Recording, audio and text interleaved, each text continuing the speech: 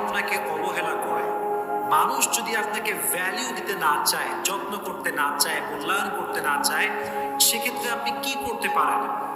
ইসলাম এই ক্ষেত্রে কি সাজেশন দিয়েছে, রাসূল করিম সাল্লাল্লাহু আলাইহি ওয়াসাল্লাম কি বলেছেন, এটা আমরা আজকে জানব। ইসলাম বলে যে তোমার সঙ্গে সম্পর্ক ভেঙে দেয় তার সঙ্গে তুমি সম্পর্ক জোড়া লাগাও, যে তোমার হক নষ্ট করে তার হক তুমি আদায় করে দাও, আর যে তোমার সঙ্গে জুলুম করে, অত্যাচার করে, কষ্ট দেয় তাকে তুমি আল্লাহর জন্য মাফ করে দাও। সুবহানাল্লাহ পড়ে। What a beautiful ইসলাম, কি সুন্দর ইসলাম। কিন্তু আমরা কষ্ট পাই কখন? কেউ অবহেলা করলে কষ্ট পাই কখন? পেইন ফিল করি কখন? We have to justify it first. এটা আগে জাস্টিফাই করতে হবে। দেখেন, মনোযোগ দিয়ে শুনুন।